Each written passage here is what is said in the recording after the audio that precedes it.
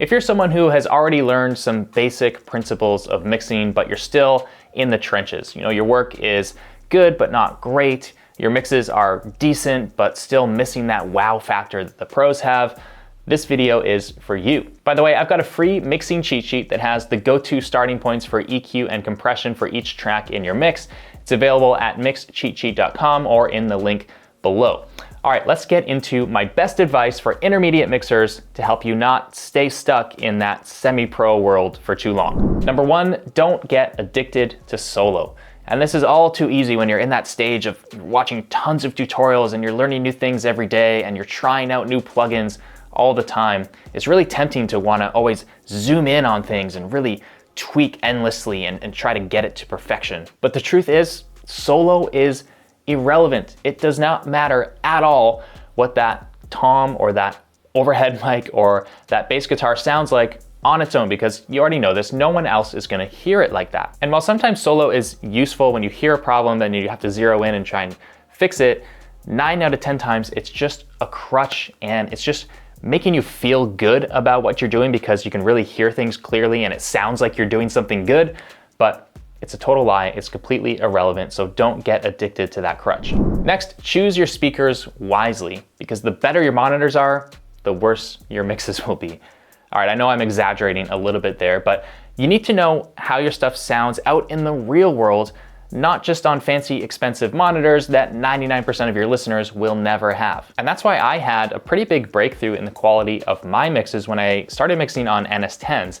And now I have the modern equivalents to the CLA 10s, which work just as well. They don't have the high-end sparkle, they don't have the thumping low end, but they translate incredibly. And a lot of people think that they need better monitoring in order to improve their mixes. I found that the truth is often the exact opposite. Number 3, always calibrate your ears with references. So if you just start mixing and you go for 3 hours without hearing anything else, you're gonna end up way, way off track. Our ears very quickly normalize what we're hearing. And so you could get hours into a mix and you could think it's quite bright, but then finally you listen to something else and you realize your mix actually sounds like it's got 3 layers of blankets over the speakers. And that's why you should listen to references for a couple minutes before you even start mixing, and then flip back to references periodically throughout the mix process just to keep your ears calibrated and keep your mind and your ears aiming at the right thing. Number 4, don't forget about the fader. Now I know an intermediate mixer's mind is absolutely crammed with tips and information. And so it's really easy to just start loading up on plugins and all this complex processing before you even really stop to listen to a track and think about what it needs. The first step in addressing a mix problem could just be turning up or down the volume. I mean, let's say your mix is overall too dark, right? Well, you might not need to do a whole bunch of top-end EQ. Maybe you just need to turn up that overhead track, and those cymbals that are naturally bright could lift your entire mix and fill in all of that top end that you were missing without doing any EQ at all. So start with volume as your first tool before you go and reach for a bunch of complex processing. Tip number 5, work on more mixes. A big mistake at this level is getting stuck mixing the same song over and over again. This is a bad idea. Don't get stuck like that. Set a deadline and move on. Now inside my program, we review our students' mixes every week, but we have a rule that you can only submit the same song a maximum of 3 times. Why? Well, let's say you get your mix to a 7 out of 10 on the first try. Now, you could spend the next 6 weeks tweaking a little bit here, a little bit there, and you might get it from a 7 to an 8. But that is a bad use of your time. You're much better off spending those 6 weeks mixing 12 different songs, and especially if you're getting pro feedback along the way for all 12 of those songs too, you're gonna progress a lot faster. And the point is not to obsess over a mix and try and take it from a 7.5 to an 8. The point is to get to where your first attempt at a mix sounds better than your 10 revisions did before.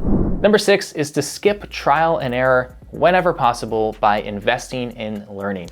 Now, back when I was stuck in the overwhelm and the complexity of recording and mixing, when I was constantly feeling frustrated that my mixes weren't good enough and I was second guessing every move that I made and straight up just wasn't getting my work where I wanted it to be, my biggest, fastest breakthroughs always came from learning from someone who was ahead of me and who was already where I wanted to be. And you could choose to spend 20 hours sifting through tutorials and trying out different solutions to try and find something that works, or you could have a 5 or 10 minute conversation with someone who's 10 times better than you, and after that one conversation, you will know exactly how to move forward. Learning for free is a myth. You're gonna pay a price either in time or in money. And over the years, I've learned that it's smarter to use the money and save boatloads of time. Next, leave your ego at the door. And this is related to your willingness to be a student and to be humble enough to accept honest feedback and direction. Now let's be real, if your mixes don't sound pro yet, it's because you don't know how it's done. Because if you did, you'd already be there. And that's okay, no one is really good at this when they first start. But a lot of people are too insecure and nervous about sharing their work and putting themselves out there to be evaluated. And that's not limited to just getting feedback on your mixes.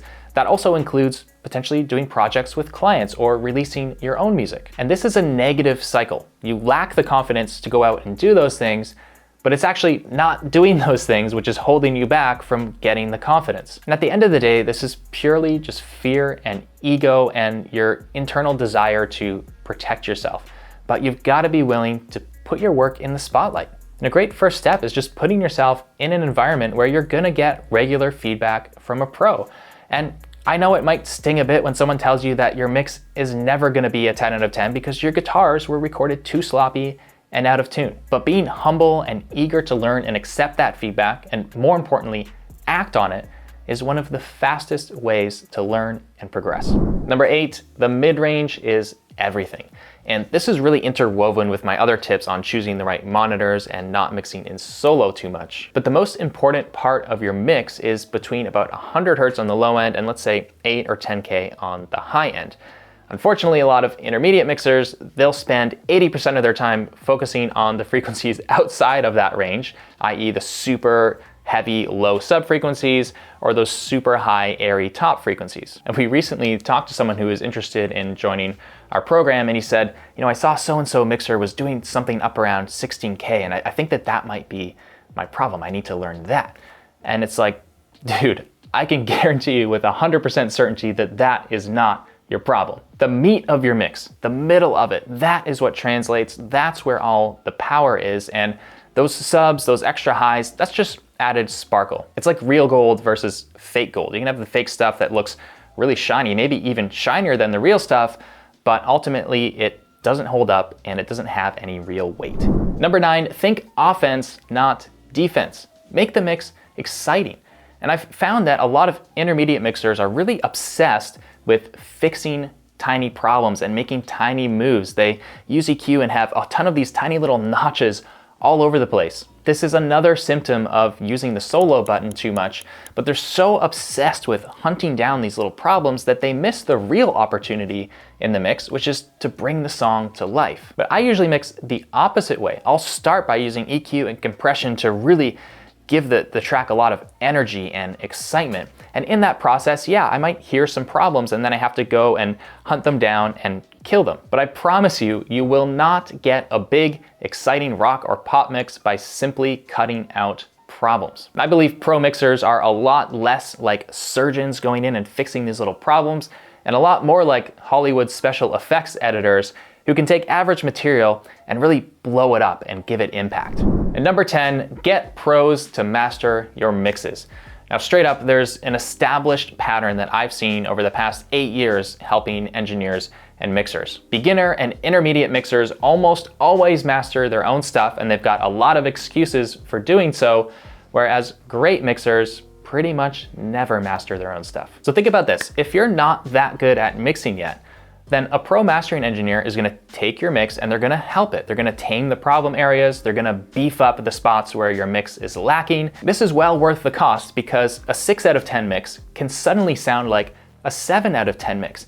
And that has an obvious payoff in terms of attracting more clients or more listeners for your music. So spending that extra bit of money up front will actually make you more money. But on the skill side and on the learning side, if you're consistently sending mixes and then getting masters back, well then the patterns of where your mixes usually need help is going to become really obvious, and then you can adjust your mixes accordingly. And let me just be super blunt.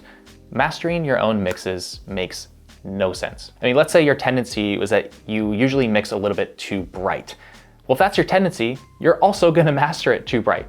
You literally have zero hope of having the perspective needed to fix that problem, because if you did, you would have already fixed that problem way back in the mix. So you're never truly mastering your own mixes. You're just mixing and then making it loud enough to release. That's it. There's a reason why authors have editors and why the interior designer is not the same person as the architect. It takes a different mindset, a different skill set, and a detached perspective to be able to put those finishing touches on a creative work. So sending your mixes out for mastering is a no-brainer for intermediates, but even when you're really good at mixing, well then you'll definitely not want to master your own stuff. I mean, for one thing, you'll be really used to mastering engineers making your mixes sound better, and why would you want to stop and not have that anymore? But secondly, once all your expertise and your skill and all the hours that you've invested is all in mixing, well then why in the world would you want to waste your time doing something that you're half as good and half as experienced at? So those are some tips to help you break out of the intermediate zone and start getting into pro territory with your mixes. Now, if this video resonated with you, definitely check out this next one for the 10 things I wish I knew when I started mixing. See you next time.